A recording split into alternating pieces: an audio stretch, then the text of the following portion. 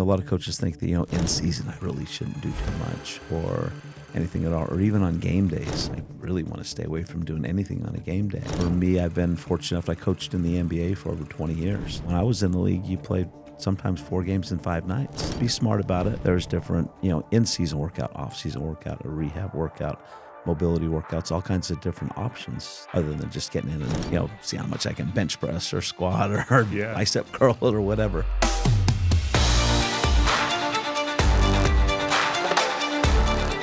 We are here with Master Strength Coach Bob Medina.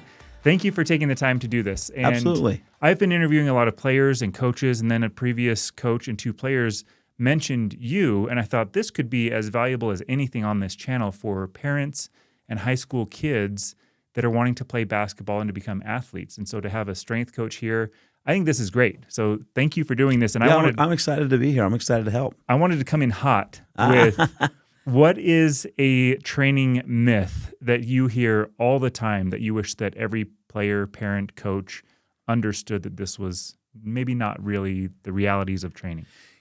I think that especially for younger kids, I think, I really don't need to strength train to play basketball. That's for football players or that's for wrestlers or, whatever that is. And to me, I've been really fortunate. I've been able to coach, Little League. I've coached in high school. I've coached in Division I college. I've coached in Olympics. I've coached, in the NBA for a long time. And one thing that I've learned along the way, you got to be strong to play basketball, and how you strength train. Strength training is really important, at whatever age. Obviously if you're a, 10-year-old kid, you're not going to be doing something that a 30-year-old, professional athlete is doing, but you need to do some type of strength training. And, I've been able to kind of implement a lot of different things at a lot of different levels, and I've seen how it works. So, that's one myth. Another one is, a lot of coaches think that, in season, I really shouldn't do too much or anything at all, or even on game days, I really want to stay away from doing anything on a game day. And, for me, I've been fortunate enough. I coached in the NBA for over 20 years, and, they play a lot of games. You'll play, when I was in the league, you played sometimes 4 games in 5 nights. And if you don't do something on a game day, then you'll have 3-4 days a month that you can train where there's no game or whatever. So I think that you can do those things on game days. You just have to modify what you're doing and be smart about it. There's different, in-season workout, off-season workout, a rehab workout, mobility workouts, all kinds of different options other than just getting in and, see how much I can bench press or squat or bicep curl or whatever. So I want to get into that a little bit too. And even what you mentioned with youth and strength training, because I think when people hear strength training, they think I'm going to be bench pressing with a lot of weight, or I'm going to be squatting. And so what age might it make sense to start strength training? And then what does strength training really mean? Okay, let's talk about that a little bit. If I'm a young father and I've got my 10-year-old, 12-year-old, and I want him to get stronger and do these things, am I going to go and load him up with 300 pounds and put it on his back? No, you're not going to do that. But there are some things you can do. You can do some body weight things. You can do some, band stuff, whatever. I kind of look at it like math. Okay, I'm not a very, very big math guy, but, if you're starting off math, you're going to teach kids how to add and subtract. And as you get better at that, then we're going to teach them how to divide and to multiply. And then as you get better at that, they're going to move into some fractions or maybe some pre-algebra. And there's kind of a progression that goes with that. You don't start them off with calculus. Yeah. Same thing with your strength training. We're not going to start them off at 10 years old with a power clean or a heavy squat or deadlift or things like that. But there are things they can do with, body weight lunge. They can do body weight squats, jumps, things like that for sure. And, as kids progress, as they get older and you get into the middle school, you have weight rooms at the middle school. Now they can implement some machines or bands, more body weight stuff. When they get to the high school level, then you can start adding some, Olympic style lifts and things like that. Mm-hmm. So there's definitely a progression that goes along with it. And, I've been really fortunate because I've seen all different levels. And even when I was in the NBA, there was a period of time where we were bringing high school guys in, Jermaine O'Neal, high school, right out of high school. I had an opportunity when I was coaching the NBA to work. I was with Adidas for a long time. Mm-hmm. So Sonny Vaccaro was a very good friend, and we would work his camp. He had a camp called Adidas ABCD camp, and it was like the biggest camp around. And all of the best high school players would go there. And there were probably, I would say, 15 different NBA head coaches and assistants that would go and work this camp. I was the only sports performance coach that would go. Mm. So our agenda was to see these young high school kids because we were drafting them. So I knew Kobe when he was young, LeBron when he was young, all those guys because I saw them at these camps. And I guess the point I'm trying to make is, with these young guys coming up right now, you have to do some type of strength training with them. When they get to that next level, high school, you're going to do it in high school. And if you want to play beyond high school and college, I promise you, because I've been at the Division I level, you're going to be doing that. It's not a choice. It's not an option. When you get to the NBA, if you're fortunate enough to get there, it's part of what you do. Yeah. So it's just part of that basketball thing. And again, philosophically, when I talk to a coach or a recruit or a player or whatever, I'm not trying to make you into a better weightlifter. I'm trying to help you be a better basketball player. Yeah. And so that's the goal. I don't care how much you bench press or squat or whatever. Yeah. We're going to make you the best basketball player we can be. Well, I think that functional training is so important. And to your point of the strength of basketball is a discriminatory sport of height matters, length matters, strength matters. Absolutely. And explosiveness matters. And so I can be the hardest working person in the world, but if I'm going against somebody who is stronger than me and everything else is equal, they have an advantage, and they will push on that advantage, especially as you get up into higher levels. They will push any advantage they have. Absolutely. And then you lose. Absolutely. And for you as a coach, if I'm sitting down with you and saying, okay, we're going to talk about our strength program, our guys, we need to get them stronger. We need to do all these things. And if we're sitting down and I said, okay, coach, I'm going to give you a choice. Do you want to put on, with your team, we're going to raise their bench press by 10 pounds and their max on their squat by 20 pounds and their power clean by 30 pounds, whatever that is, or do you want your kids to be more explosive? Do you want them to be able to move laterally? Do you want them to be, in peak condition? As a coach, you don't care how much they bench press or squat. I want them to be able to move and to stay in a stance and to be explosive. And so when I train these teams, whether it's the basketball team or baseball, whatever, we're training you to be a better basketball player. Yeah. Not a better weightlifter, not a better wrestler, whatever that is. Everything we're doing is functional and trying to help you improve your basketball game. When we talk basketball specifically, and you can go to, I think you were a trainer for Gary Payton and Sean Kemp, right? So two very different body types, two very different needs. And in basketball, you have small, quick point guards. You have huge centers, and then you have the wings that are kind of long and lean. There's a lot of different body types. So when you're putting together a program for a team, what kind of is similar across position groups, and then what is more focused towards position groups? I think it's really important, whatever athlete you're working with, whether it's a high level like a Gary Payton, who ended up being a Hall of Fame guy, or Sean Kemp, or Rasheed Wallace, or Scottie Pippen, or whatever. They're all different guys, okay? Gary plays a different way. Did Gary ever want to be a weightlifter? No. And before I got to Seattle, when I left UNLV and joined the Seattle Supersonics, I was the very first strength coach in franchise history. They didn't have a weight room there. Yeah, wow. And so it was something that was brand new to the coaching staff, to the management, but our general manager believed in that. He knew that the team needed to get stronger. He knew that, Sean Kemp was a young guy. Sean Kemp was essentially out of high school. Gary Payton, when he was at Oregon State, he didn't do too much. He did whatever he wanted. Yeah. But we knew we had to get those guys stronger. And I think the important lesson I learned with them, kind of taking my experience from UNLV and working with Stacey Augmon and Larry Johnson, Greg Anthony, those guys who are eventually NBA players, meet them where they're at. I don't want to be a weightlifter. I need to get stronger. How am I going to help you with your leverage? So kind of back to your point, as a point guard, we needed to help Gary get stronger in the stance. Okay. end up being Defensive Player of the Year. Yeah. And again, that's not on me, that's on him, because he bought into it and did that. The style you're going to play, if you're going to press, you obviously need to be in great condition. Mm-hmm. So we need to attack those and address that, your conditioning and how we're going to play for 40 minutes or 48 minutes in the NBA, whatever that is.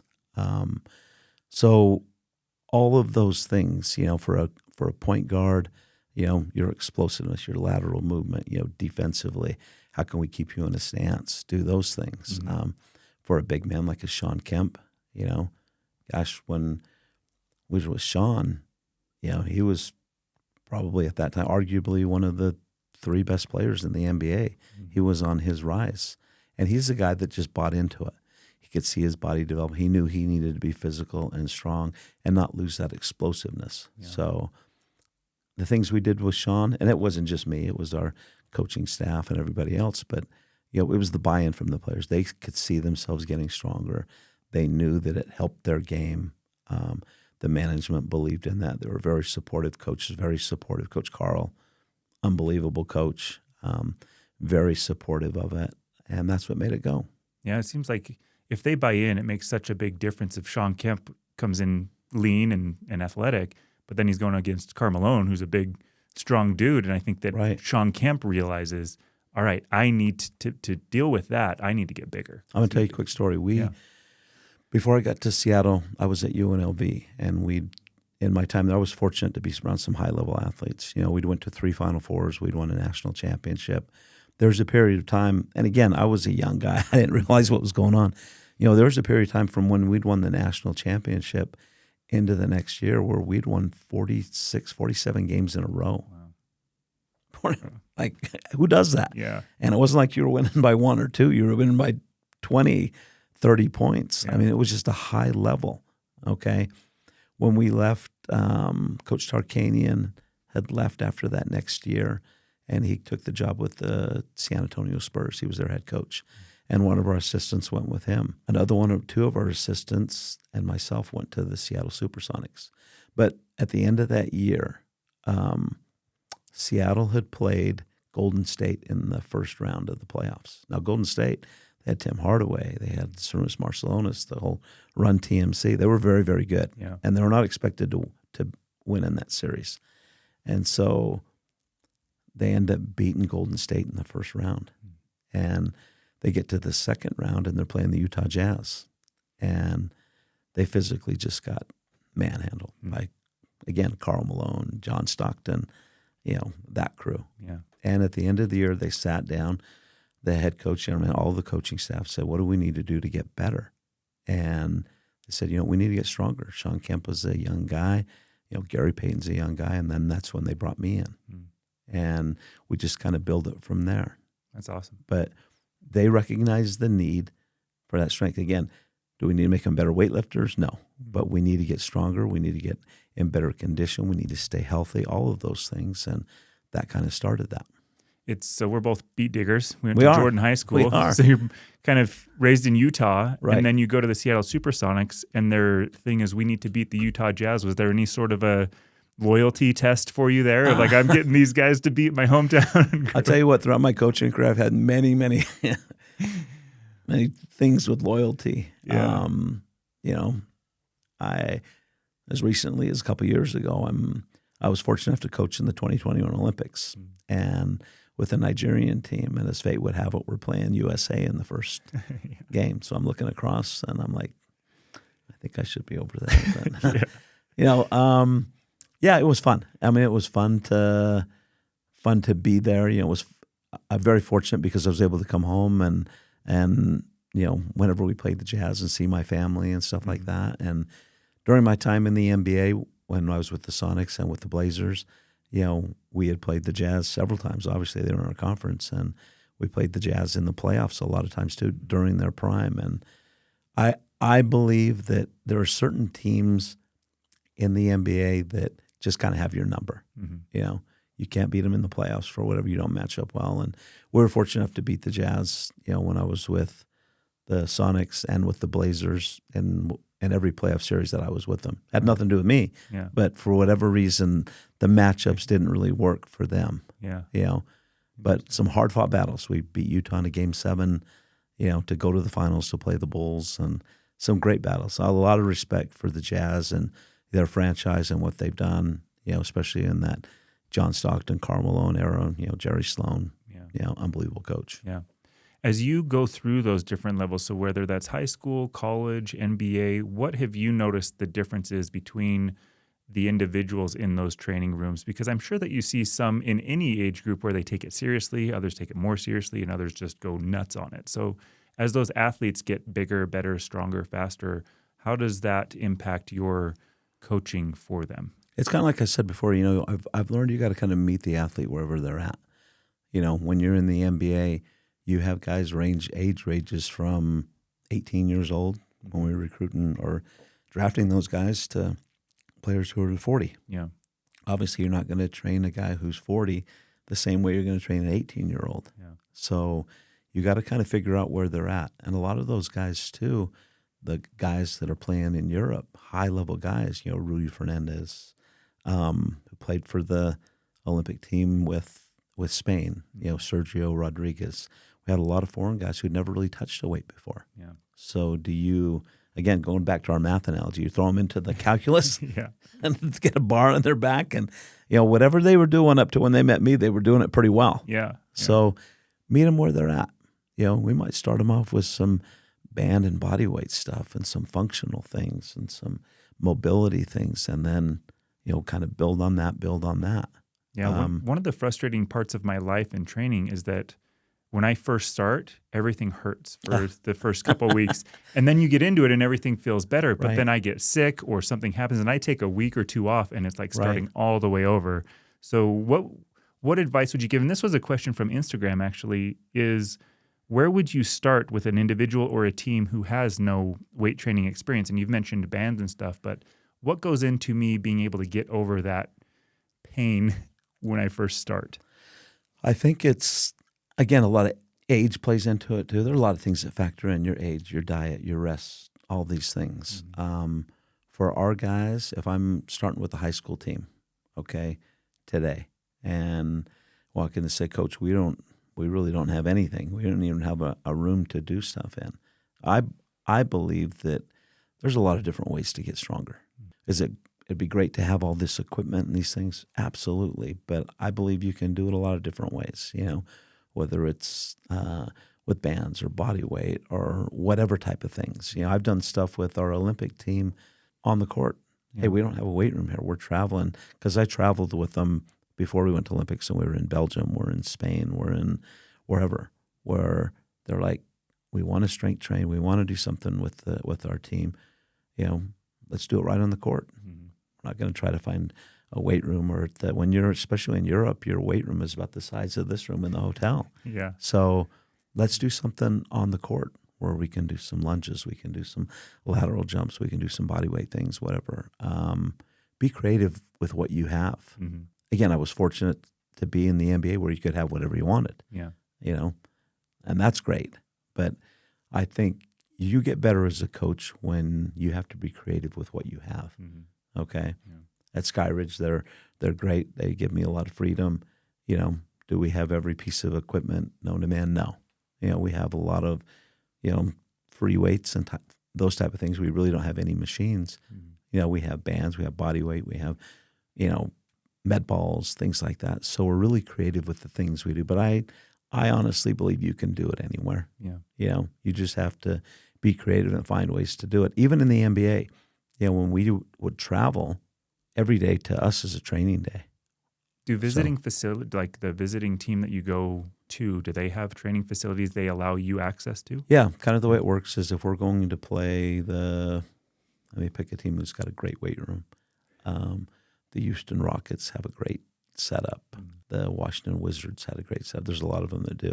And kind of the league rule is when you go to play there, the teams kind of share the weight room. Okay. You know, so they just give you time slots, I guess? Or are you there at the same time as the other team? Sometimes you're in there at the same time. Yeah. You know, it's not like the NFL or wherever guys like hate each other. These guys are all buddies. They've known each other forever. You know, they're in there, whatever. But we'll take, for example, on a game day, if we're playing the Houston Rockets today, okay, you have 15 players on your roster.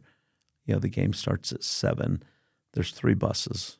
Let's make it easy. 5 guys in each group. The guys who don't play a whole lot, the rookies, the developmental guys, they'll leave for the game at 4:30, 4 o'clock on the bus. Okay? They'll get over there early. They'll get their shots up as soon as they finish shooting. I'll take that whole group of guys into the weight room there, and they're not going to play that night. So they're training just like, this is our development time, any other day. Yeah. And then as soon as they finish, they go back to the locker room. The other group is showing up. They're on the court. So you don't have 15 guys shooting at once and balls flying wherever. Yeah. They have their slots on when they shoot. Then the second group comes. They'll do the same thing. They'll get their shooting in, and then I'll take that group of guys, and then they'll do their thing. And then the starters will come on the last bus. There are a few starters that will, do something on a game day. But typically with me, with the Trailblazers, of our 15 roster guys, we'd have during the course of the day, either after shoot around, before shoot around at the hotel on a road game, at the game, we'd have anywhere from 10 to 12 guys that would do something on a game day.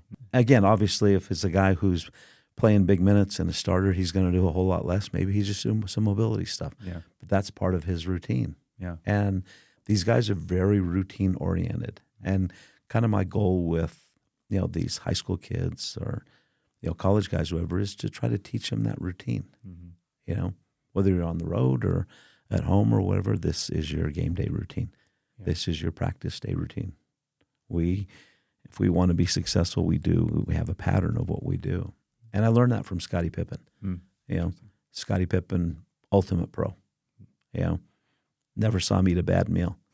Guy is very regimented. He's going to be the first guy to practice. He's not only the first guy there, he's grabbing 4 or 5 of the young guys and saying, we're going to meet here at this time, and we're going to get our stuff done early. On a game day, he's coming in and he's a starter. He's coming in on game day, and he's doing something before the game. Yeah. Again, is he maxing out on the bench? Is he, heavy squat? Obviously not, but he's doing something.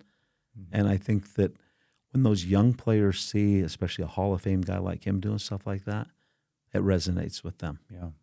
Yeah. So you've mentioned a couple of times, like Scottie Pippen and meals and the diet. Are you involved in the diet side of that, or do most teams also have like a dietitian that is dealing with the food aspect of it? Most teams have that. Okay. Again, when you're at the high school level, as you know, as a high school coach, you got your finger in every pot, right? Yeah.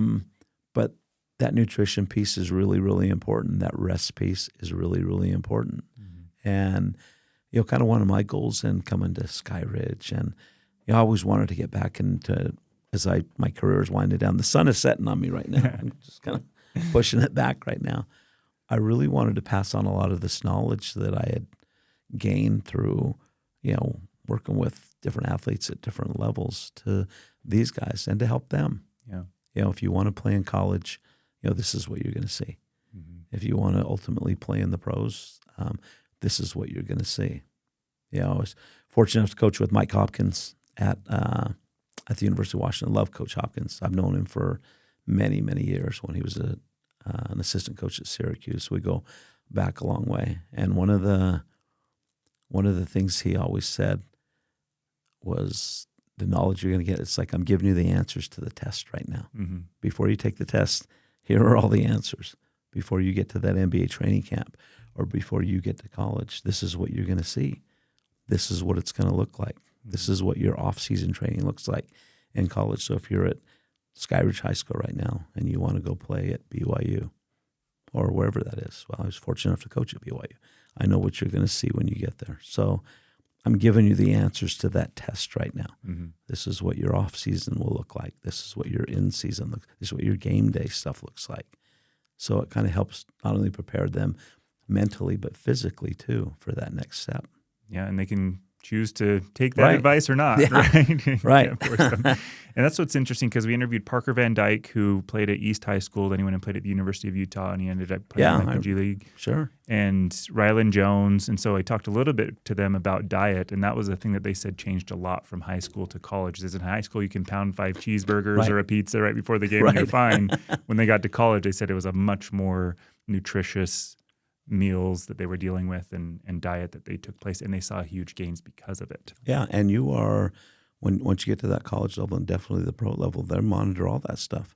They're testing your body fat, they're testing your, all of those things, your bone density, all of that. In high school, you just show up. It's like, but as you get to that next level, that's what it's going to look like. Yeah. And all those meals are planned. I think that, the rest thing is really important. The nutrition piece is really important. The pre-practice stuff. Let's talk through some of that, like the rest side of that. What does that look like as a strength coach? Of what kind of rest requirements or expectations do you have on your athlete after they've gone through a physical hard workout? I think it's really important to plan your workouts. And one thing I really kind of emphasize with our coaches is when they come into strength train, you got to look at this as part of practice. It's not, hey, we're just doing this besides practice, whatever. This is part of practice. This is what we do. Okay. Yeah. And just like in practice where you're going to have high intensity days, heavy load or whatever, it's the same thing in the weight room. Okay. We're going to monitor that load. Obviously on a game day, it's not going to be a heavy load for, your starters. But if we've got freshman guys or sophomore guys who are not playing, then we can really use that as more of an off-season type thing, right? Yeah. So that's really, really big. Being very, very have a plan. Have a plan for each one of them. You got to be deliberate in how you train and how you eat, everything you put into your body.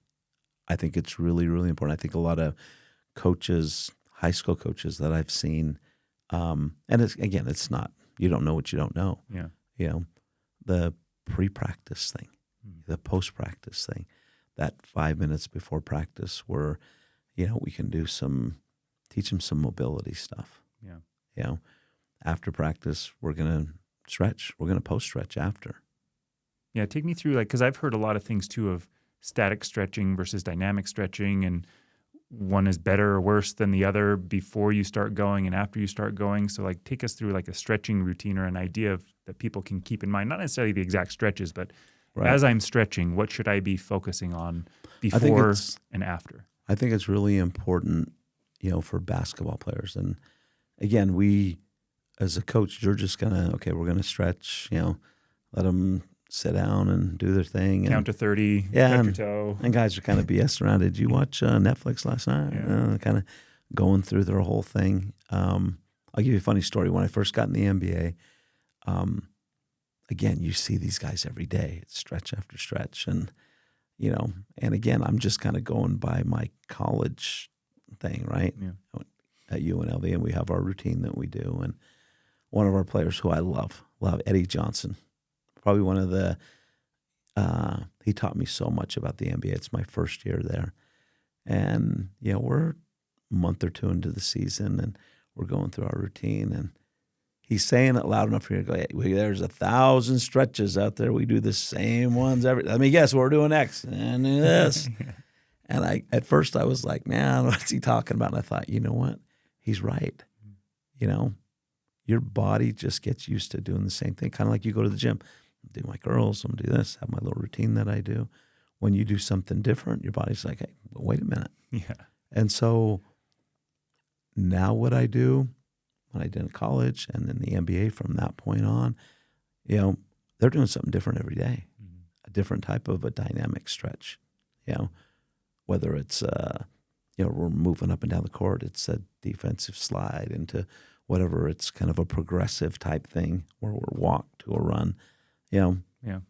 I think it's really, really important to kind of shock the body like that. And again, incorporate basketball movements. We're going to incorporate slides, when instead of just running to somewhere, we're going to run into a closeout. You know, we're going to slide. You know, we're going to do everything from a stance. Okay. Again, everything is part of to make you a better basketball player. Yeah. And to get your body ready to move in a basketball way. Yeah. Yeah. Right? Yeah. So those are the things that I'll do with even the kids at Skyridge. Yeah. You know. But again, I think it's important for you as a sports performance coach to understand those mechanics. You know, understand what a baseball swing looks like. Okay, so now we can incorporate that movement. You know, if you're working with football, understand what, you know, techniques are working as a lineman or whatever that is. You know, with basketball, you know, everything we're doing, we're trying to do in a wide basketball stance. As a basketball coach, kind of going back to our point earlier, you want them to be strong in that stance. I don't care how much you squat. Why, this guy squats 400 pounds, but he can't move laterally. Yeah. Yeah. You know? Yeah. Well, and staying in a stance is hard. I think that's the thing, especially as people go from high school to college, the physicality is so much different, and the energy that is expended on defense is so much more, and even on offense of trying to get open and the screens and everything is just so much more intense, and your body now has to be able to deal with that. Because my dad would always say, when your legs go, everything goes. Right. Your shot goes, your defense goes, your passing, your decision making. When your legs go, everything goes. And if you look at those teams at UNLV when we were really good, you know, when we were going to Final Fours and won the national championship, and you see those guys, it's all about that. It's all defense. You know, you look at a guy like Gary Payton. Watch him. Watch how strong he is in a stance. Yeah. You know, could Gary Payton squat 400 pounds? I don't know. You know, but I know he was pretty dang strong in a stance. Yeah. You know, probably one of the strongest guys I've been around. Just he understood that leverage. And I think if you can teach him that leverage, you know, that flexibility, you got to have flexibility to get in a stance like that, right? Yeah. You got to work on that every day. And even when we were at UNLV, one of the things I remember, you know, Coach Tarkanian was the best. You know, let's say that we practice at 3, okay? Coach Tarkanian wouldn't show up to practice till 3:30, okay? From at 3 o'clock on, the first 30 minutes, they were just working on stance. Everything was just in a stance. He'd walk into the gym, the guys are all sweaty, they do whatever. He's like, this is the greatest. He just go right into doing whatever. But that was something we worked on every day. Yeah. Every day. It's not, gosh, we lost last night and we're going to work on our stance today. Yeah, you know, that was a staple in what we did. And when we went to Seattle with the Supersonics, that was kind of, we brought that with us. Yeah. So it was myself and 2 other assistants that went up there, and you know, we trained that. You have to train that. Yeah. No, that's great. And with the legs, and then another quote, I don't remember who said it, fatigue makes cowards of us all. I think that cardio side of thing as well, of being able to breathe. And in interviewing Coach Gardner and a couple of the Skyridge kids, I asked them, how do you get in shape cardiovascular-wise to play the style they do? Because they are fast and they are moving up and down the court really quickly. And they both said the fitness test that Bob has for us. And they all kind of like shudder when they hear it. So what is the Coach Bob fitness test? It's I really can't take credit for it. It's an NBA conditioning test. You know, kind of what we would do with our NBA players. And again, after I left the Portland Trailblazers and went to BYU, we implemented that there. And then same thing at Santa Clara, same thing at University of Washington. And it's basically this. You go kind of break them up by position. Is it smalls, bigs? Yeah, 1s and 2s, 3s, 4s and 5s. So the test is they're going to go baseline to baseline five times. Okay. Is down and back 1? Down and back is 1. Okay. Okay. They're going to run that. If you're a guard, you have to do it in 60, I think it's 61 seconds, 60 or 61 seconds. Mm-hmm. You get a 2-minute rest, you run it again. You get a 2-minute rest, you run it again. You get a 2-minute rest, you run it again. Okay? Anybody can do it once. Mm-hmm. I could probably do it once. But when you get to that second one or third one, that really tests your conditioning, your recovery time. Yeah. Okay? And that's something that NBA teams had started doing. Mm-hmm. And for us, when we get to training camp, the guys knew that this is what we do the first day. And if you don't pass the test, we live in America, a land of opportunity, you get a chance to do it again. Mm-hmm. You know, if you're with the Miami Heat, you don't practice until you pass it. Wow. Yeah. So, you know, again, it's tough. It's very, very challenging. Can you do it the first time? Absolutely not. You know, when we drafted Damian Lillard, you know, he bombed on it the first time. You know, but you know, you learn how to condition and do it, and you know, we train for it. Can you take us through that a little bit? Because as a coach, our school doesn't have the same strength coach that we have. So the coaches are trying to put together, especially preseason, of how do we get them in shape? And so it feels like it's a lot of lines and other things. So what is a good way to get them? If I've bombed the fitness test, what can I do to? I think the biggest thing, you know, what I would pass on to high school coaches, you know, we always talk about, oh, man, we're in shape, you know, or whatever, you know, and I put a lot of that on the coach. You're not in shape because you control the conditioning. You control how they practice. You know, you play them into that shape. Well, let's take a step back and get into our off-season stuff. And for example, we're starting with our winter conditioning with football tomorrow, Monday. Okay, you got to go in as a high school coach with the assumption that, especially it's basketball, and let's say I'm with your basketball team tomorrow at, where are you coaching at, Coach? Riverton. We're going to Riverton, the Silver Wolves. Yeah. Okay. And these guys don't know, but there's a storm coming. Coach Medina just walked in the gym. I'm like, oh my gosh. They don't know what's about to hit them. Like, they have no idea. But you have to assume that your basketball players, from whenever the season ended, they've done little to nothing. Some of them done some haven't. So does it really make sense to kill them on the first day? Right. Probably not. Okay. My advice to coaches when you start, you know, we got to build that conditioning base first. Okay. Because some kids are in great shape. Some kids have played PlayStation and they're still in great shape. Some kids, you know, just started eating the day after or whatever, you know, and they put on 15 pounds. Kind of philosophically, what I would do is start with the no change of direction stuff, just all straight ahead, okay? Because when they start getting hurt is when you start cutting and changing directions because they're not used to that yet.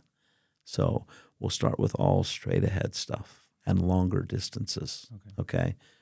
Usually like a 3-to-1, you know, work to rest recovery. Okay. So can you explain that a little bit? A 3-to-1. So let's say we have 15 guys, okay?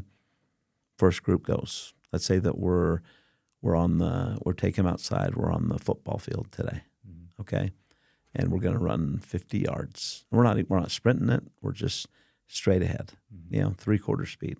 We got them in 3 groups. Group 1 goes, makes it down there. Blow the whistle. Group 2 goes. Group 3 goes. So again, that recovery is while the other guys are running. Gotcha. So that kind of gets your 3-to-1 type thing. Yeah. So break them into 3 groups. You know, it's not a maximum thing. We're just kind of building that conditioning base. And as that conditioning base, you know, they're getting better condition, we're going to start shortening that distance and adding some change of direction stuff. Yeah. But I think so many times coaches are like, man, we had a terrible season and we're going to freaking get after it today. I'm coming in, I'm watching the film, my hair's on fire, and we're running, change of direction, this and that. And now my guys got, you know, they got shin splints, they got this, they got that, because their body's not ready for that yet. Yeah.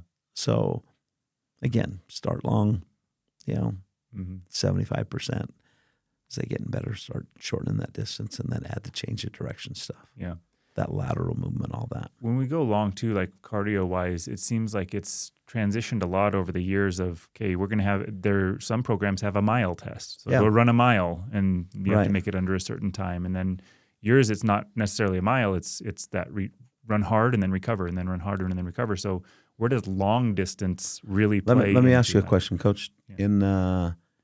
In a game, okay, do they ever run a mile in a game? Not consecutive like that, right? No. Yeah, you have stops. In a game, do they run down, back, down, back, and then recover, there's timeout, there's recover, free throw, down, back, down, back, right, recover? Yeah. Train how you're going to play. I could never understand the whole mile thing. And I can never understand coaches, I'm a basketball coach, whatever. We're going to get our guys in shape. I know basketball. And then something happens when we leave the gym and we're walking outside onto the track. And then I become a track coach. We're running 220s and 880s and whatever. It's like, what are you doing? Yeah. Let's train like a basketball player. Mm-hmm. Let's get them in a stance. Let's, straight ahead stuff. Mm-hmm. You have to build, again, that conditioning base for sure. But that mile thing, I don't see the value in that. Mm-hmm. I think you get more out of, like I said, the way you play. Yeah. We're going to run. We're going to recover. The recovery time is, anybody can do it once, like I said, but the recovery time shows how good a shape you're in. Mm-hmm. And it's just like you get your kids out and they get the first few possessions and, man, they look good. And then they get to the first time out. Oh, my God. Right? That's how I feel, because sometimes I'll step in and play with the guys. Oh, jeez. We have a 4 trips, and that's about my limit because Yeah. they're so much faster, and I'm so old now. But it's just I'm huffing and puffing. But it's And fun. I think it's really important too, Coach. You know what your rotation looks like, Mm-hmm. whether you're playing 8-man rotation, 9-man rotation, whatever. You got 5 or 6 guys that are only going to play if we're getting crushed or we're crushing somebody. Yeah. Right. Mm-hmm. So what's happening to their conditioning?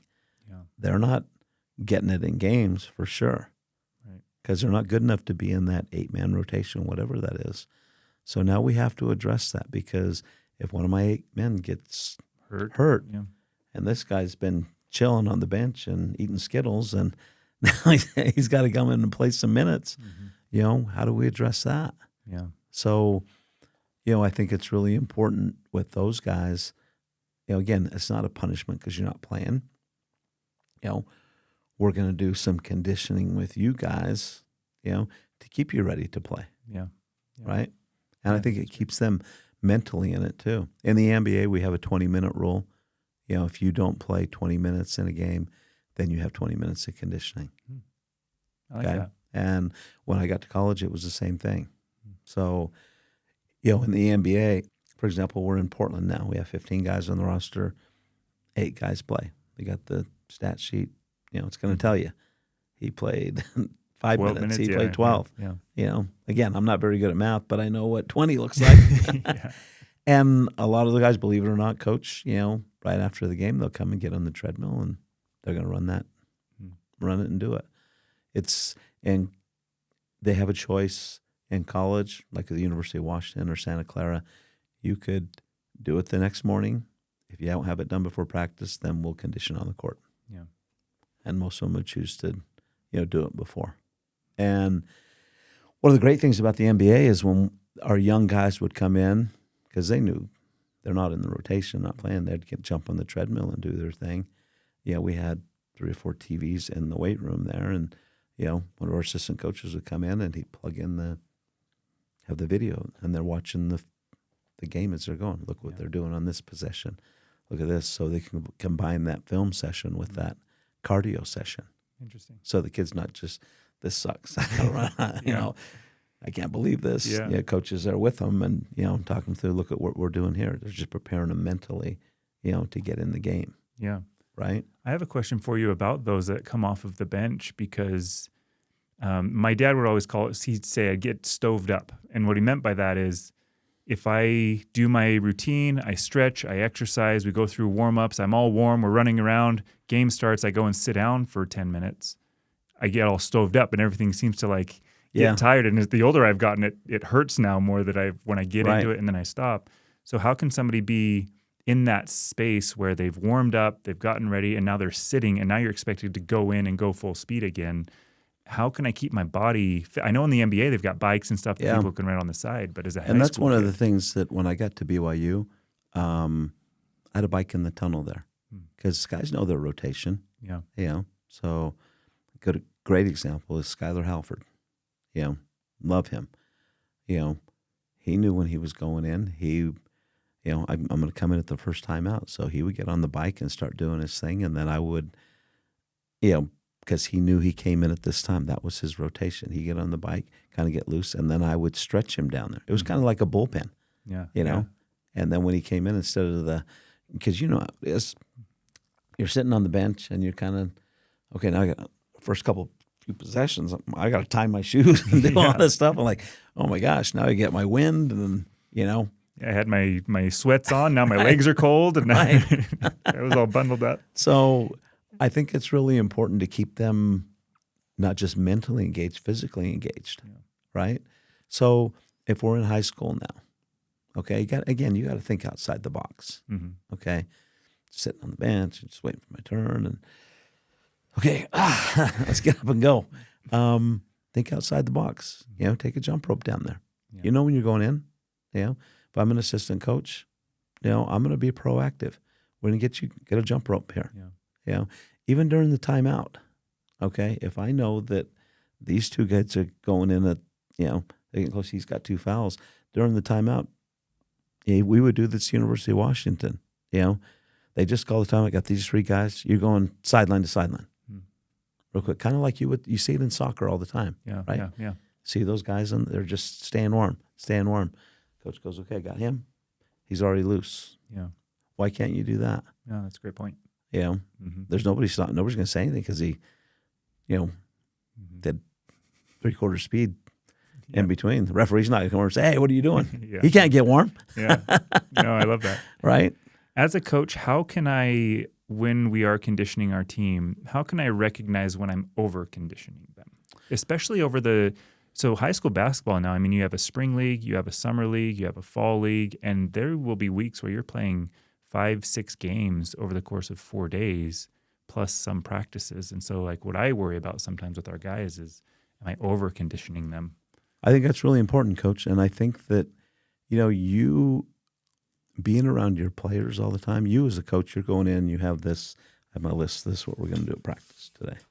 And it looks like this. We got 30 things there. We're going to hit this, and this, and got an hour and a half, and we're going to get through all this stuff. Yeah. You know, you're 10 minutes into practice, and you're saying, ooh, man, you know. Everybody looks sluggish today. They look sluggish.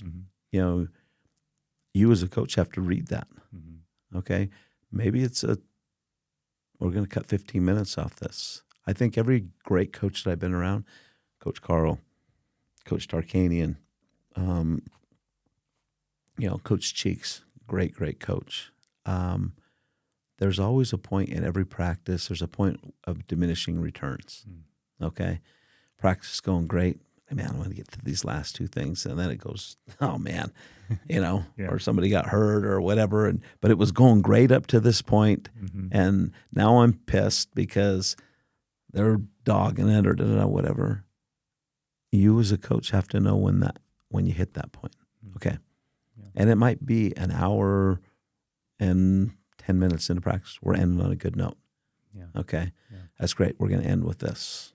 Again, I wanted to get to this, and this, but when you reach that point of diminishing returns and you keep pushing it and pushing it and pushing it, that's when somebody gets hurt. That's when you as a coach are mad because, you know, they did this, whatever. Another thing that's really important to me as a coach when you're conditioning guys, okay? And it's a human thing. We're going to condition today. And all the guys are like, oh no. Man, yes. Right? Yes. And it's a negative thing. They're thinking, oh. So almost like a punishment. Like right, it's absolutely, absolutely. And you as a coach, I've got my conditioning thing. I got it right here. And they might not say it to you. They say, Coach, what are we doing today? Don't worry about it. We're going to do it. You know? And so when these kids go to condition, they're thinking, well, I better save a little bit because I don't know how long this guy's going to go. Yeah. We might be doing 10 different things, so I'm not going to kill myself on the first thing and then Yeah. And kind of what I've done even in the NBA and in college, I'll post it. This is what we're doing today. Here's 3 things. These are the 3 things we're going to do. I want the kids to see it. Like, okay. Now they're wrapping their head around that. Okay, here's the description of what it looks like. Okay, we're doing 4 of those. We're doing 2 of these. Okay, okay. I want max effort. Yeah. Okay. It seems like even your fitness test is that, right? They know what's Right. coming. You know They what's know coming. what's There's you know what's going to happen. no mystery. Yeah. We're going to run 10 of these. We're going to run 4. Yeah. Okay. This is what it looks like. Okay. Here's not only the description of the test, here's what NBA players have run. Yeah. Okay. Wow. That's what Damian Lillard ran. This is what LaMarcus Aldridge ran. This is what Brandon Roy ran. I'm going to beat that. Okay. So I think it's really important, again, for the kids to know this is what we're doing today. Here's our plan. Here's my expectation. You know, give me everything you got. Yeah. Okay. Don't hide the conditioning and we're going to run till I get tired. Yeah. Like, oh my gosh. Yeah. Now they're all just kind of, I don't know. Yeah. I don't know. You know, I'll go, you know, I'm not going to really push myself, you know, because we're looking for max effort, right? And it's funny too, because we had one where, so in our program, if somebody gets a technical, the team runs. So even if a coach gets a technical, and the coaches run too. Right. And so I love that. Love and it. as part of that, as us coaches run, it was kind of like, hey, if one of us coaches beat you, then that's a problem. Right. And so you'll see some that can beat us easily, and they just kind of pace themselves with us. Right. They just kind of keep them there with us, and then they'll beat us at the last minute. But others they'll just go and they don't worry about it. So it's interesting, just the mindset of players and athletes of, I'm going to throttle back, or I'm just going to go hard no matter what. And I think to your point there too of like, hey, I know what's there. Don't throttle back. Like, give us everything you have, and go on these exercises. Right. And I think another thing, Coach, is kids are going to, you know, I'm going to throttle back. I'm going to do whatever. Everything is counted. Everything's a contest. Who's first? Yeah. I want to see who's first. Mm-hmm. Who won it today? We got a chart here. He finished first. Boom, boom, boom, boom, boom. Mm-hmm. There's competition. Yeah. You know, and said, I'm not going to finish last. Who's going to finish first? Mm-hmm. You know, I'm going to beat everybody and everything today. Yeah. You know, count that stuff. That matters. You know, so. Seems like once you get to the NBA, you've got some pretty hyper-competitive dudes. Pretty? Like, come on. Maniacal. In anything. Yeah. In anything. Yeah. You know. Not just athletics, but in because poker. that's what got them there. Yeah. That's what got them there. Yeah. You know, they're gonna do whatever to win. Yeah. You know, and they're relentless when it comes to that. Yeah. And I remember the good teams I was with in Seattle, the good teams when I was with when I was in Portland, when we were going to the Western Conference Finals and things like that. The practices were unbelievable. Those guys are so competitive. Yeah. You know, we would play, you know, the black team against the white team in scrimmage 2 out of 3, you know, and the white team would win one day. And Coach Dunleavy was like, okay, we're done this practice. And the guy's like, no, we're running it back, because they didn't want to hear the BS from the other team. Yeah. Like, no, we're running it back right now. Yeah. And that's the competition you need, right? That's how you get better. Those high-level practices like that. And it's got to be at high intensity. I always tried to learn from, you know, whenever we trade for a player, I always try to learn from what they did in their programs, you know. Even in college, when a guy transferred, you know, a guy transferred from Kentucky or a guy transferred from whatever, me as a coach, I try to learn kind of what they did there. In the NBA, I always loved it whenever we would get a guy from Utah, you know, learn about Coach Sloan and kind of how they did things. Yeah. Whenever we traded for a guy from, you know, that was with Coach Riley, you know, whenever we had guys that came from San Antonio, because those are high-level programs. How did they do things? Yeah. You know, I had an opportunity when I was in my time in the NBA, probably coached 5 or 6 guys that played with the Chicago Bulls, including Steve Kerr and, you know, Scottie Pippen, Will Perdue, you know, Bill Cartwright. And I always loved to hear how Phil Jackson did things and kind of what made that thing go. Yeah. Right. Why they were successful. You know, love hearing Jerry Sloan stories. Mm-hmm. You know, so when we would trade for guys that, you know, that played for Utah, how they did things and how their practices were, you know, with Pat Riley, those type of things. I think it made me a better coach. Yeah. That's really cool. What a cool experience. Yeah. So fun. Yeah. So fun. So blessed. Yeah. You know, a guy from Jordan High School, are you kidding me? Yeah. You know, and again, that to me, that shows if I can do it, anybody can. Well, and that leads me to kind of this next point, and it's all a little bit related, I think. The older I've gotten, the more I cherish sleep. Oh. And the NBA, that travel schedule can be brutal. The flights, and like you said, you're playing 4 games in 5 nights that could be all across the country. And so what role have you seen, or do you think, we talked about rest, but also sleep. Like, where does sleep come in here? You know what? Sleep is huge. And, you know, I fought it. I fought it as a high school kid. Yeah. My kids fight it. Like, now I'm like, please, I would love 20-minute naps. Like, that's all I want. I'll tell you what, I had never really taken naps before. And, every NBA player is nap. Now, every day they take naps. And you kind of have to. You're on the plane so much. And now every time, I'm telling you, 100% of the time, we get to I'm with my wife, we're going on vacation, we go on whatever, and we get to the plane, and as I'm sitting down, I got my seatbelt, I'm asleep. Every time. Before the plane takes off, I'm asleep. Yeah. Okay? Because you're trained to do that. That sleep is huge. That recovery is huge. And as you get older, when you get behind on your sleep, everything is messed up. Yeah. And I remember,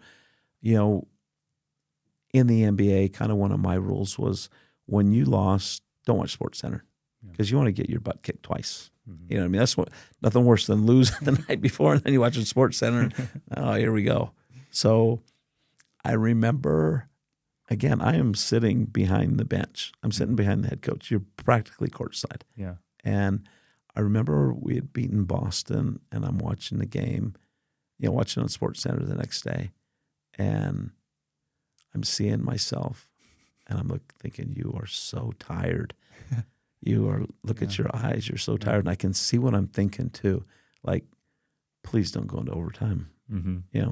Now we're going to get into Orlando at 2:00 in the morning. And I'm not like, let's just end this thing right now and get it going. Cause you get behind on the sleep, your meals, the game ends at 10 o'clock, 11 o'clock, you're getting on the plane.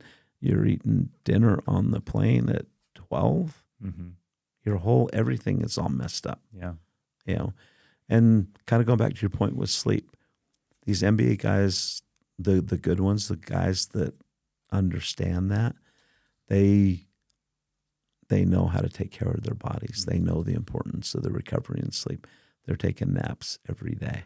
Do you see any sort of a common nap time? Like, is it a 30-minute power nap? Is it a 2-hour? They're just going to zone out? It depends on the guy. Yeah. But, typically if you're on the road in the NBA, and we played last night in Orlando, and we're playing a back-to-back, okay?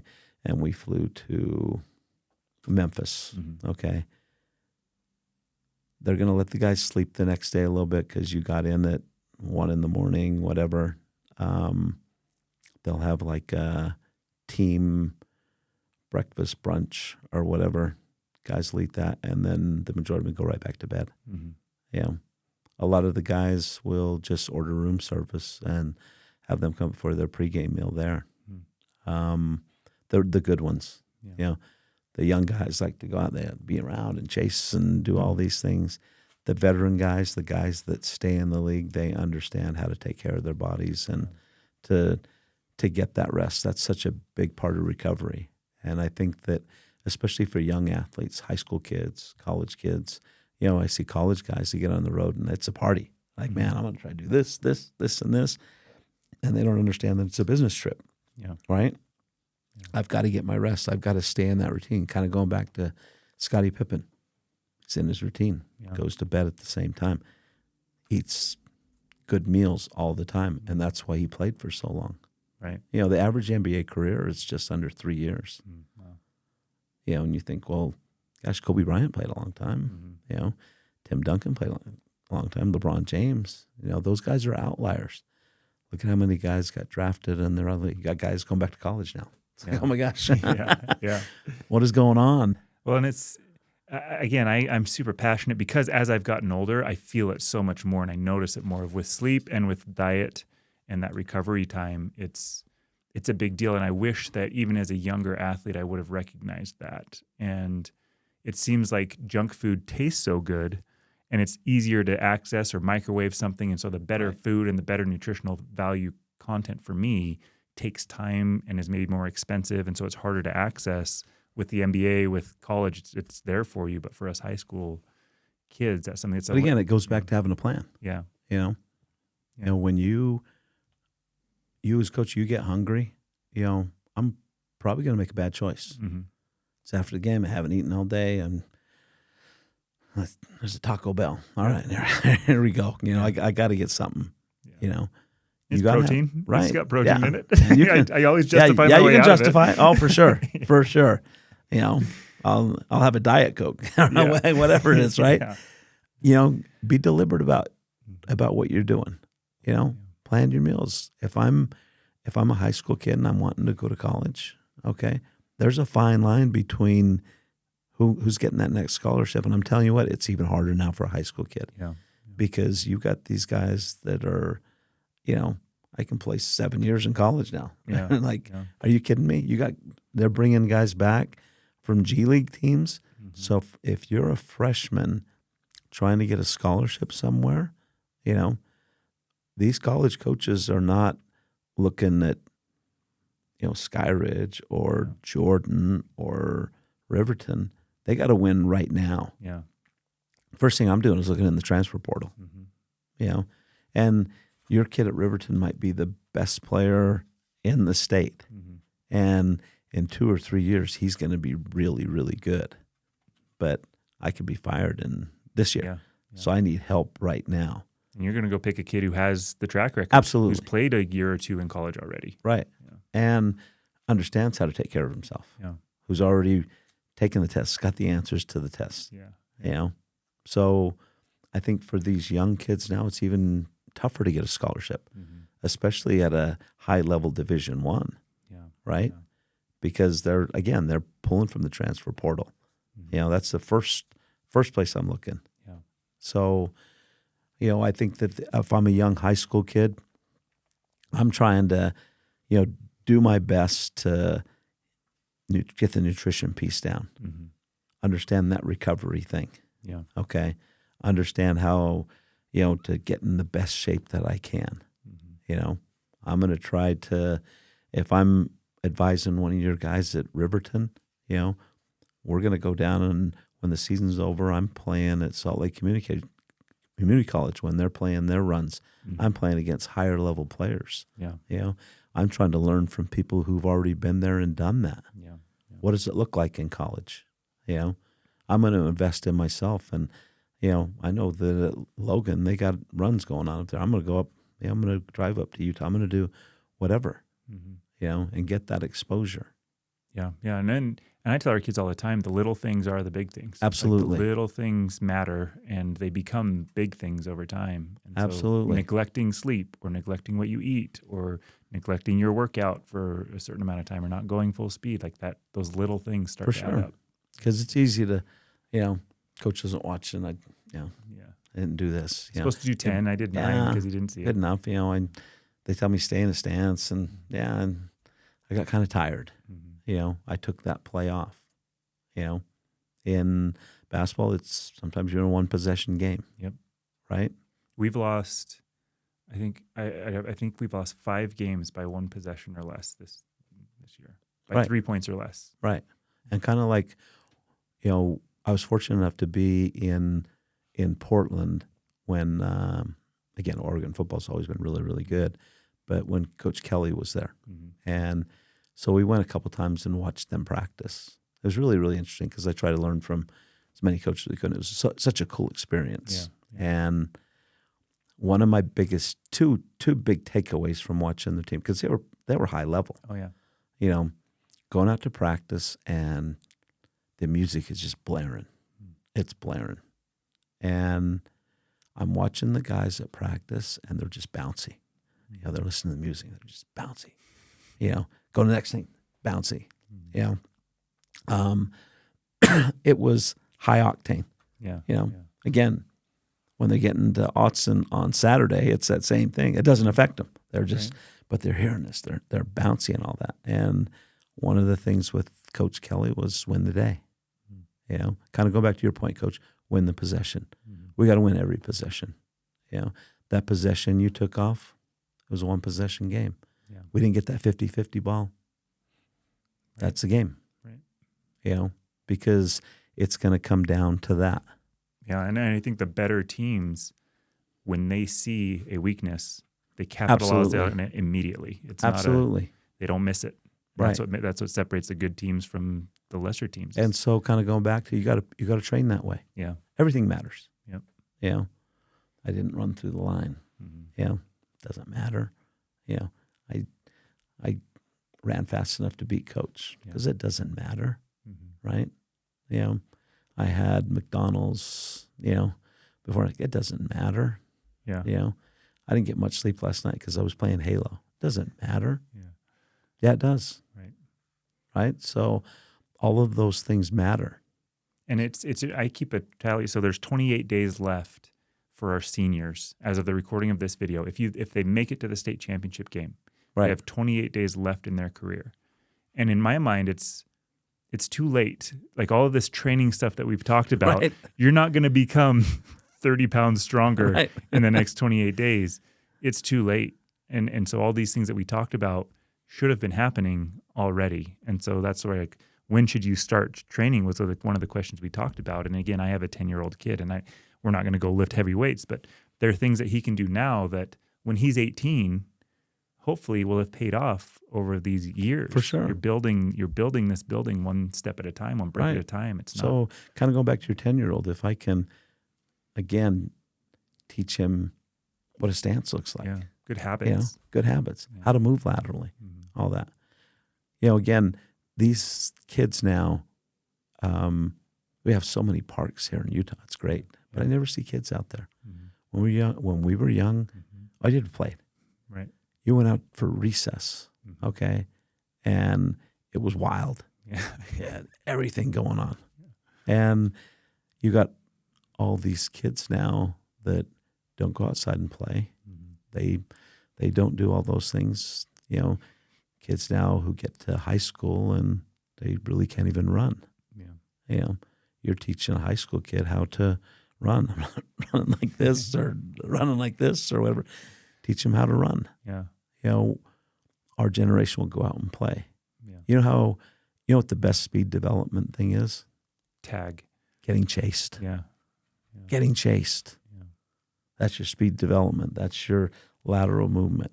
Yeah, okay? Yeah. Because, you know, somebody catches you, you you find another gear. Yeah. I've seen guys, you're playing tag, you know, guy's got more moves than you haul. He spins, he did the lateral. Yeah. We do all these things, yeah. right? And kids don't do that. And it's funny because there's a lot of things online about this, but it feels like the fastest I ever ran was running up from my basement stairs as a kid because I was so afraid of what was in the basement. And Absolutely. So you just take off up the stairs. But yeah, but that thought of being chased right. kicks it into another gear. And so kind of to that point, when we're doing stuff with high school kids, we're doing chase type things. Got to move laterally, got to do these things because life isn't always linear, right? Yeah. In a game, we don't always just run a rim run straight down, get to my position, do whatever. You know, you have to chase, you have to get through screens, you have to do all these things. You're going to switch, right? What does that look like? Yeah, you're kind of like getting bumped off lines right. and all that. Yeah. So that's how we're going to train. Yeah. We're going to train change the direction stuff.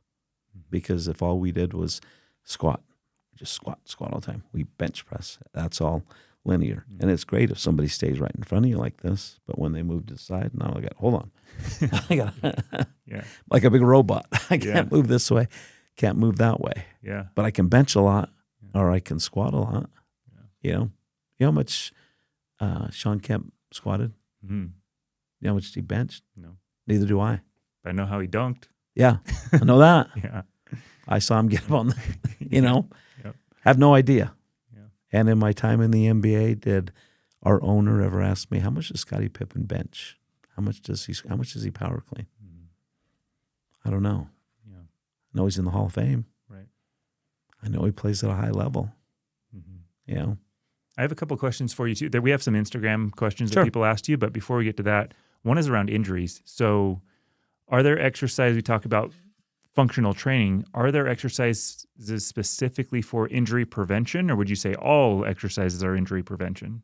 I think that kind of the problem that athletes run into, especially high school and college, we go in and we're going into our weight training and we're doing these 4 things or whatever. And we do no type of mobility stuff. We're just trying to get strong, get them strong, get them strong, get them strong, right? And again, you can't move laterally. You can't do all these things. And now once they do get hurt, and now we got to kind of start over and do some, for example, he hurt his ankle, turn ankle.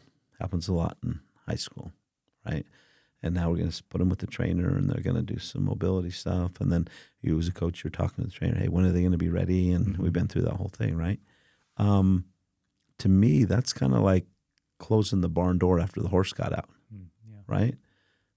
We do mobility, ankle mobility stuff with our kids before they get hurt. That's part of what you do.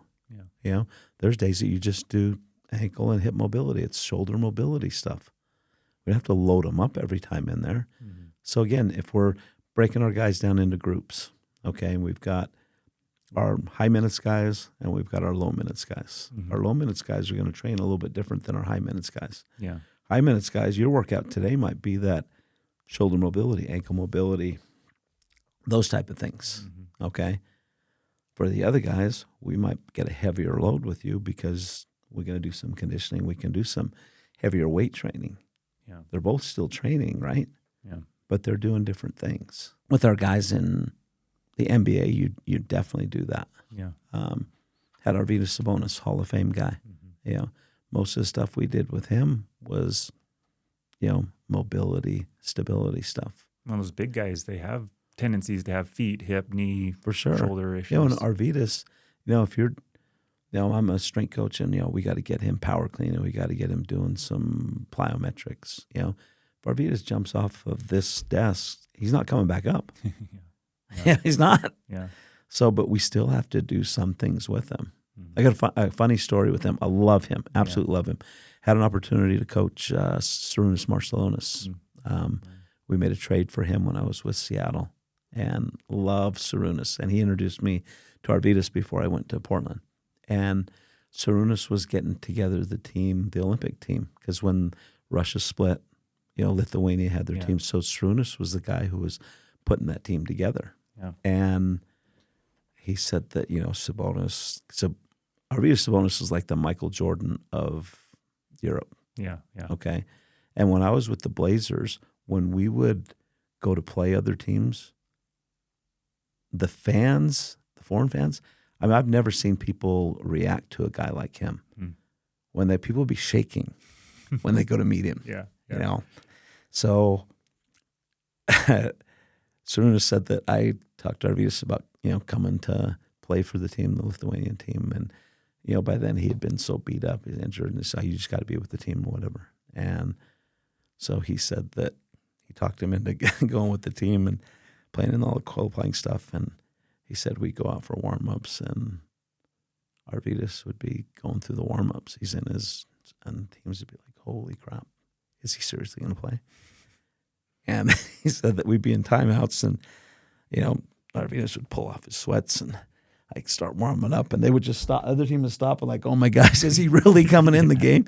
And his long story short, he didn't really play, but just the fear factor of having him on your team was because that helped propel us to heights that whatever, because they were just so afraid of him. That's awesome. So I think it's really important, for guys to, do that mobility stuff. Have that as part of your program. And kind of going back to your point, Coach, when you see those guys they're really tired today. And Coach Gardner's been great. He's been unbelievable. Like, we got in-season stuff.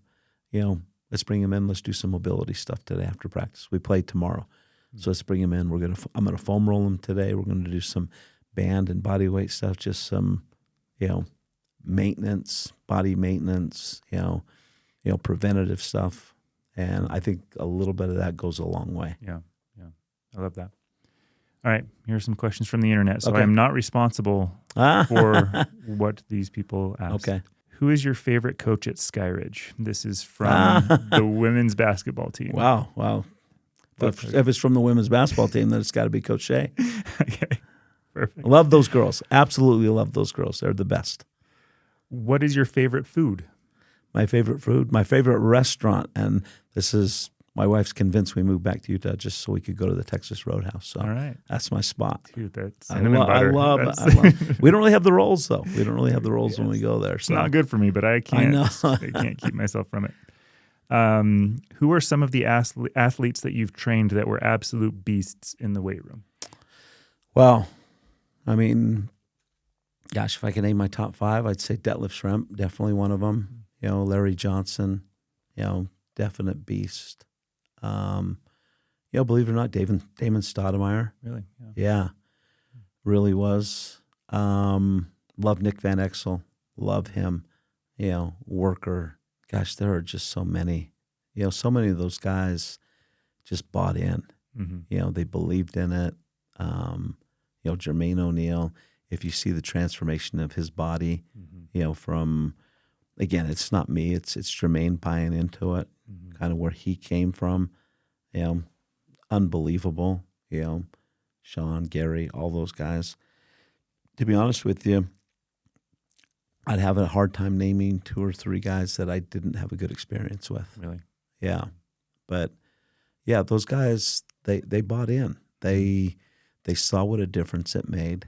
And, you know, again, were they all, you know, giant weightlifters? No. You know, but, you know, I'm proud of them for buying into it. And, you know, guys like Scottie Pippen, oh my gosh, you know, guys doing something every day. And I learned a lot from him. Yeah. I really did. He made me a better coach. He's a guy that wants to be coached. He's not only a Hall of Fame player, he's a Hall of Fame person. And one of the highlights of my career was being with him, you know, and learning from him. That's great.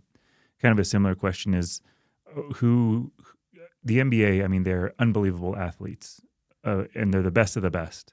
Right. But even in the NBA, there's an upper echelon of just athlete where they will do jaw-dropping dunks, jumping, quickness. So who are some athletes that stood out even amongst your NBA circle of that's an amazing athlete? You know, it's really interesting. When you're at the high school level, there's here and here. You know, I'm a starter, and it doesn't matter what I do. I think I'm so much better than this guy. Yeah. And I could be the best player in the state, and I'm so much above that. You know, in college, you know, kind of evens out you, but you still have some guys that are just so much better. Kid at BYU, I mean, he's a monster. You know, and he'll be there for another month, and then he'll be in the NBA. In the NBA, that talent level's right here. You know, you have a few outliers. You have your Kobe's, you have your LeBrons, you have your, you know, your Michael Jordans. And I was fortunate enough to see, you know, Michael Jordan firsthand playing them in the finals. I was fortunate enough to know Kobe Bryant. You know, again, going back to ABCD, we were both with Adidas, and, you know, got to work with him a little bit too. You know, fortunate enough to see LeBron, a young LeBron. You know, but those guys are outliers. And to see those guys live, you know, at first when we would lose to Michael Jordan, I'd be, oh man, you know, and then I started thinking, you know what, it would be like you and I seeing Babe Ruth. You know, I mean, I just started to appreciate those guys more, like, because they could take over a game. They could just raise that level way above everybody else. And I would see like Kobe, you know, and even, you know, Gary Payton would have flashes of this, you know, people talking to him, yelling at him, whatever, and he's making baskets and he's chirping at somebody on the way back down, you know, and you think that waving some balloons is going to distract these guys. No way, you know, but just seeing those guys at that level, it was awesome. You know, again, Michael Jordan is a modern day Babe Ruth. I saw Kobe coming up. You know, Kobe beat us in the Western Conference Finals. You know, put that team on his back. You know, saw a younger version of LeBron when he was with Cleveland. And every once in a while you see guys like that. but the talent level up there, oh my gosh. Yeah. You know, it is so hard to make the NBA. So hard. Well, and I've been very fortunate to have some like courtside seats, not because of just some connections got me there. And you look at them, and so if I stand up straight, I'm 6'4", so in the human world, I'm a tall guy. Right. On a basketball court, I'm tiny. Yeah. I'm just a tiny little person. I mean, Steph Curry is 6'3", so we're about the same size. Right. He's thicker than me, but he looks like a little baby on the court Right. through these other giants, and the things they can do is just, I think for the average person watching on TV, you just don't get a real sense of how strong, how hard they're hitting each other, how high they're jumping, how quick they are. And you don't really have an appreciation for it until you're there. Yeah. And like I said, I was very fortunate to be in the NBA for 21 years. Mm-hmm. And even my wife, who was with me and been around it, you know, and seen those guys play and seen them practice. And, you know, again, we had guys in our wedding and come to our house and for dinners and Thanksgivings, all that stuff. And, you know, seeing those guys every day, when she sees college guys, you know, she'll tell me, goes, he's not an NBA player, because she knows what it looks like. Yeah. You know, us as everyday fans, we're every BYU guy's an NBA player. No, they're not. Right. You know, this guy is so good here, man. Look what he does. No, that's a whole different animal there. Yeah. And it is so hard to make it. Yeah. And, you know, my hat's off to anybody who's, you know, suited up one day in the NBA. Right. Because it's really, really difficult to make it, to get drafted, and to stay there. Right. You know, it's a tough thing, physically, mentally, you know. And it's once you get to that level and all the talent level is like this, it's that mental toughness. Yeah. If you don't have the mental toughness, you're never going to make it.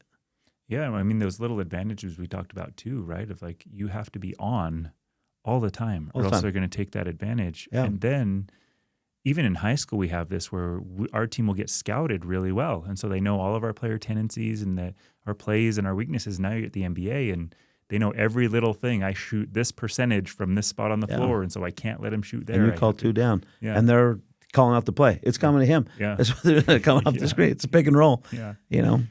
Yeah, it's incredible. What about, so your personal favorite stadiums that you got to visit in the NBA, and then also amongst the teams, were there favorites and less favorite places to play? I like arenas for different reasons. Mm-hmm. You know, I like arenas that have a great weight room set up for us. Something like the average fan would never see. Yeah. Yeah. Because like, okay, we're going to, you know, Indiana. That's awesome, because their team weight room is here. Our team weight room's there. I know I can get a bunch of guys to go down there and do that. Yeah. So selfishly coming to Utah because I could see my whole family. Mm-hmm. Yeah. You know, that was awesome.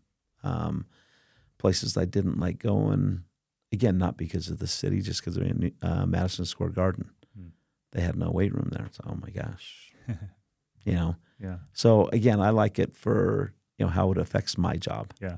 Again, I'm thinking of how am I going to train these guys, and what are we going to do?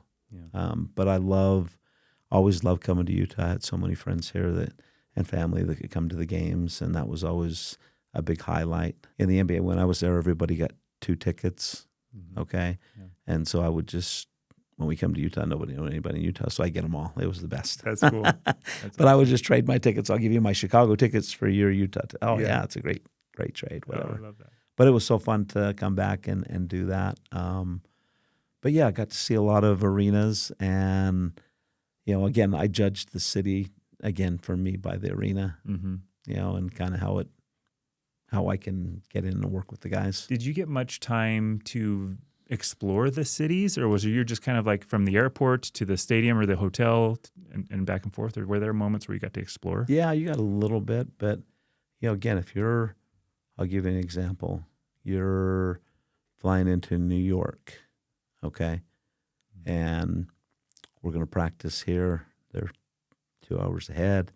You know, you're getting into New York around 4, you know, playing the next day. So you get in around 4, get to the hotel, do whatever.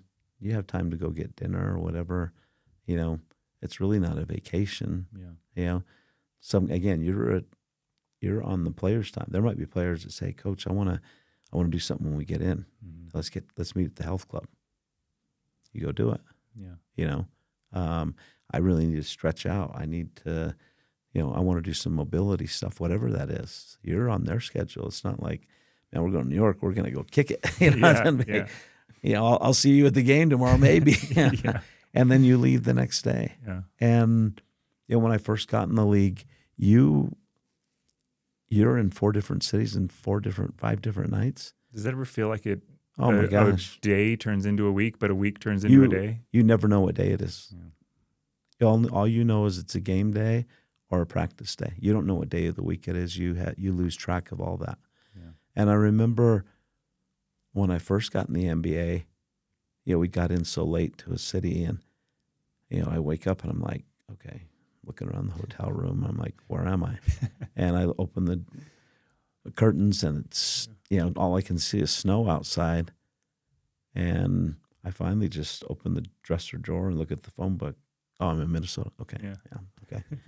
And then the worst part is, again, you're in 4 different cities in 5 nights. Yeah. Okay. And every day you're going down to the health club because you've got guys, again, that didn't play the night before. They're conditioning in the morning, or you got your developmental guys, you got rehab guys, whatever that is. And you get in the elevator and coming back up, and it's like, what room am I in? And there's 60 floors or whatever on there. Yeah. And now you got to do the walk of shame to the hotel desk. You don't have an ID, and you're like, I don't know what room I'm in. I don't know where I am. Because you are so, like I said, you're all over the map. Yeah. You are all over the map. The closest thing I can come to relating to that, so 2 summers ago, my family and I did all 48 states, a road trip. So 48 states in 40 days. Wow. And so that should be a documentary. We got a YouTube channel for it. But over on the East Coast, there was a day where we did 7 states in one day. The next day was 5 states. The next day was 4 states. So in 3 days, we've done a lot of states. And it was that where it was like, was I really in Philadelphia yesterday? Right. Because I'm over somewhere else in a different part of the country now. And it's like, was that really 2 days ago that I was in Florida? And you're just, same thing. And we're going into all these different hotels. And I remember my room number was 1423 in this hotel. Am I still there, or where am I? Right. It's such a weird. And it's not like the West Coast where, if we're going to hit 10 states, it's going to take you a minute. Yeah. Yeah. It's going to, I've got to drive to Idaho. And then from Idaho, I'm going to go to Oregon. That's going to take me a minute from Oregon to Washington. Yeah. If you land in Maine, you can, I can hit them 4 or 5 states in a day. Yeah. So, you kind of lose track of all those things. It seems like a glamorous life, but and I'm sure there's some really cool things. Oh, with absolutely. It, but in the reality of like the day-to-day stuff, that's got to be pretty hard with sleep schedules, with eating. It's with a grind. All that stuff. Yeah. It is a grind. And my wife and I, after 21 years of doing it, realized that, we had both just turned 50, and I was gone over 200 days a year. Wow. Because I travel with a team wherever they go. Yeah. And then once the season ended, we would, wherever the players were, you would travel, me and an assistant coach would go and see the players. Yeah. You've got millions and millions of dollars invested in these guys. Yeah. So you just can't let them, just sit for 6 months. So we would travel and work them out. When we'd get groups of guys and do stuff in different cities, Atlanta, Vegas, wherever, then you get the pre-draft combine. Yeah. And then you've got summer league, and then you got player development camps. The only month of the year that I was home the whole month was September. So you're gone all the time. Wow. All the time. From in the NBA when the training camp starts in October. Okay. And if you're a good team, and I was really fortunate to be on some really good teams, so you're playing late into the season. So you got October, November, December, January, February, March, April. Now you're in the playoffs. May, if you're good enough, you're into June. There's 9 months. Of just around the same people all the time. That grind of that. And in that 9 months, you have, I think it's think we counted like 5 days off. Wow. Well, you think, well, wait a minute. You don't play on this day. That doesn't mean they don't practice. Right. You know? Well, you get back from a trip. You got back from New York on Sunday, and you don't play till Tuesday or Wednesday. Well, that Monday is a treatment and recovery day. You got to be there. Yeah. There might be one or two players that show up, but you got to be there. Mm-hmm. You know, you could be home at night, and a player calls, "Hey, I'm going to come in and do some." You got to be there. Mm. You're on their schedule. You're not on your schedule. Kind of reminds me of like a doctor being on call almost. Absolutely. Okay, we need you to come in. Be there in 45 minutes. All and when I was in the NBA, it was just me. You have now in the NBA, you have 4 or 5 different sports performance coaches. Yeah. They're assigned to, for the Dallas Mavericks. One sports performance coach has 3 guys he's assigned to, and he only works with those 3 guys. And then another one has 3 guys.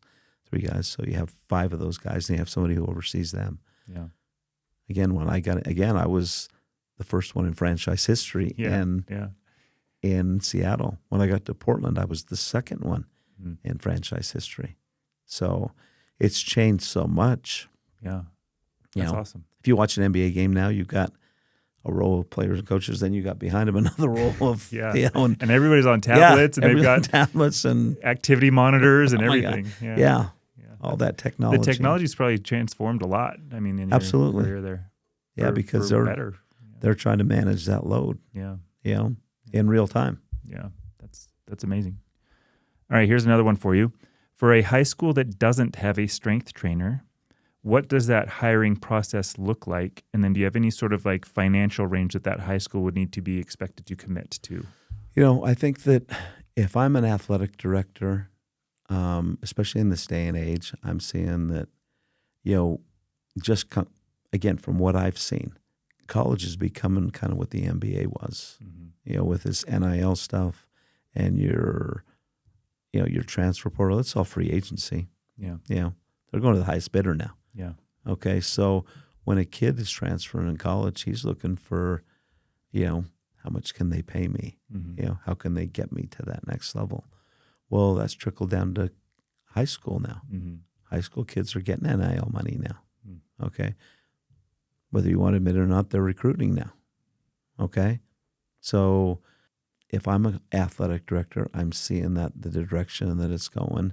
What do I have to do to make my school, my program attractive? Yeah. Okay. I want to be able to compete at a high level here. Okay. We've got so many sports here. If you're at Riverton High School, you're not only the coach, you're the equipment manager, you're the strength and sports performance coach. You're wearing a lot of hats. Yeah, you got 30 different hats. How happy would you be to hand that off to somebody? You got it, take care of it, whatever. And what I said earlier, I'm not a performance coach, right? So I have that fear in my mind of, am I doing something wrong? Right. Am I doing something that's going to hurt them and not help them? Right. So if I'm an athletic director, I'm seeing that. And again, kind of going back to your point, Coach, you're not a sports performance coach. So what happens when you take it in there and he gets hurt? Where's the liability at? Right. Knowing that as an athletic director, I'm saying, you know what, I need to address that. I want our teams to perform at a high level. I don't want our kids getting hurt. I'm going to get a coach that's certified. That covers that liability side of it, right? Somebody that can manage the weight room, that there's not just crap laying everywhere. Yeah. We've invested all this money because they told me we needed a weight room, and I go down there and there's just stuff broken and missing and doing whatever. And the players' form on if you are doing squats, like form matters. For sure. A lot of this stuff. So I'm looking into that. First of all, I'm trying to find somebody that's certified that covers that, somebody that can address the needs of not just football and basketball, of golf and tennis, volleyball, softball, and tennis and whatever. I'm not looking to win the powerlifting meet. I'm looking to keep our kids healthy, and I want that to be a good experience for them. I'm going to try to create a position, whether it's within the PE department or whatever, to get that person there. What I would suggest, you got a lot of schools here with, BYU or UVU or, University of Utah, Southern Utah State, that have internship programs, but I want to get somebody there full time, try to find a way to get them in your athletic department, either as in whatever role, get them, for me, I teach at Skyridge as well. I teach 2 health classes. I teach Fit for Life. I teach strength training, and then I teach some, conditioning classes. Because what they've done, I think they've, Coach Lehman, he's been awesome, our athletic director. He had the vision to, give it this 6 period or whatever period it is for, if you're the basketball coach, that's a period where all your basketball players can come together. You can use that for whatever. Yeah. And so in those periods, that's where you have that sports performance coach do that. And then after school, you got your practice, or, now it's out of your hands. So I think a range, I would pay them just like you would a full-time teacher. Okay. If they have experience, this guy's been coaching for 5 years or whatever, I would just, whatever that teacher, that 5-year teacher, try to pay him in that range. And then, try to do some stuff. If I can't pay him that, I'm going to try to do some stuff, some fundraising stuff or whatever, where they can, do stuff with the youth teams around there or whatever, and use the weight room for that. Yeah. But I think it can be an attractive position. I think there's a lot of young coaches out there that maybe don't want to go to college. Maybe want the security of having I want to live here, and I don't want to travel, and I don't want to do all those things. I want to work with high school kids. So I think that would be an avenue. I think you're going to see more and more of that as time goes on, because like I said, high school is becoming like college now. With the recruiting, with, you're seeing the NIL stuff. And when kids go to transfer, they're looking like, well, what do they have here? Every kid that comes in, athlete that transfers, especially with football or basketball, they're thinking, how's this going to get me to the next level? If I'm a coach or an athletic director, I'm looking, well, here's a guy who's been at the next level, knows what it looks like, who can help you get there. Right? No, that's awesome. If I'm talking to a parent, hey, we've got it covered. We've got a plan when your kid comes in here, how we're going to get them from A to Z. They have a plan for them. They don't just come in and do whatever. Your kid's not going to get hurt here. It's going to be a great experience for them. So that's how I would approach it. No, I love it. And to your point, I mean, you didn't say this, but my perception and everybody that I know that knows you, I mean, you're a legend in this space. And so the idea that I don't know about that. I think the bar for legend must be really low. No, so. it is very high. And so that's so cool that the athletes at Skyridge have that access to you and your knowledge and your experience and everything else. And so thank you for coming on here. We've been talking forever. So and I could go longer. I just think there's so much here that is important for athletes, parents, coaches to understand about taking care of their body, because when I was 10 years old, and my kid has said it too, he wanted to play in the NBA, right? And so as a father, I'm not going to be the one that shoots down his dreams, but the whole point of this podcast is like, well, let's make a high school team first. Right. You can't get there without making a high school team. So let's make a high school team first. And even in high school now, to your point, the athletes are so good. The differences in skill level is quite large there. And so give yourself every possible advantage you can, and physical advantages are huge when it comes to basketball. And one of the things that I'd like to really just pass on to your coaches out there, and I hear people say this all the time, you coach at this level, whatever. And I've been fortunate to coach at every level. And I really don't like it when people say, oh, you coach at the highest level, whatever. One of the things that I've found out, the higher level, because the Little League coaches say, man, one day I want to coach in high school. And the high school coaches say, man, one day I'd just love to coach in college. And the college coach is like, man, I just love to coach in the pros one day. And I've been blessed beyond belief to have been able to do all those things. And man, I'd like to, one day I'd like to coach, internationally and do all those things. But one of the biggest takeaways I've learned, the higher of level that you coach at, the less coaching you actually do. How much coaching are you doing with LeBron James? Right. It's already a high level guy. You're trying to stay out of their way. Managing personalities almost. Yeah, you're managing it. You know, I'm trying to figure out whatever Scottie Pippen was doing before we crossed paths, he was pretty good. Yeah. You know, so I'm going to try to enhance what he's doing. You know, whatever Gary Payton was doing before I got there, he was pretty dang good. Yeah. You know, so it wasn't like, oh, I came in, I made this guy. I taught him how to set a pick. Yeah, please, please. Yeah. You know, you're helping them, but if you really want to coach, go coach in high school. You coach every day. You're teaching kids every day how to just move. Let's start with a stance. Right. You know, let's start with, you know, just you moving laterally. What does that look like? Let's even back up a little bit. This is what lateral means. Yeah.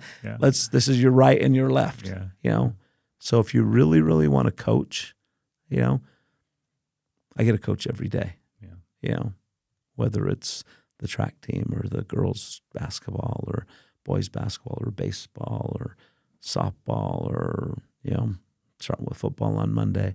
You know, that's how you become a better coach. So, you know, don't get caught up. I guess what I'm trying to relate to your coaches is don't get caught up in all that. Like that next level, you know, they're really coaching and doing all that. I've been there. I've done it. You know, I'm really coaching right now. I'm coaching these kids every day.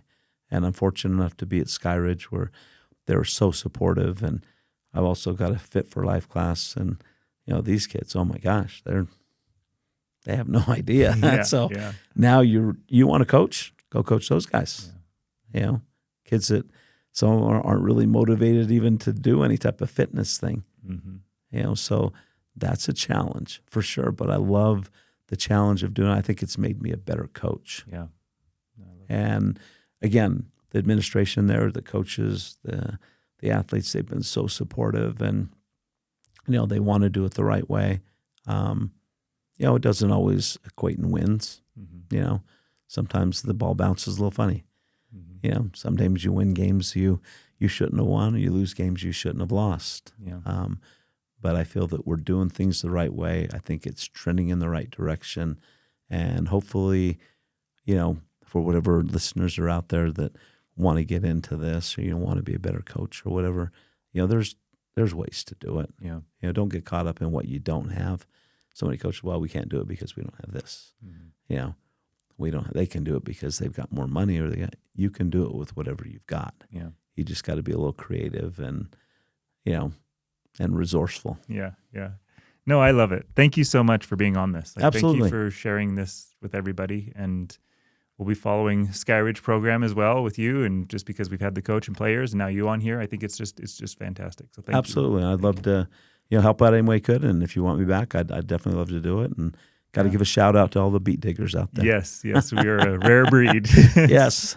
It's funny, my senior year, they got voted on. Letterman used to do the top 10. Oh, yeah. He had the top 10 worst mascots. Oh, wow. We were number 2 the year that he did it. It was the second worst mascot. So that was exciting. Yeah. Yeah. Whenever people ask me, especially in my time in the NBA, they would ask about high schools and they kind of go down mascots and stuff. I'm like, oh, man, it's going to come to me. I know it. Well, Jordan is such a cool name for a school, just because Michael Jordan and everything else. But then it's like, and what's the mascot? Yeah, they could never figure it out. The players would, they'd love that. Coach, tell them where you're from. Tell them your high school. Again, thank you so much. Thank you. Appreciate you. Appreciate you.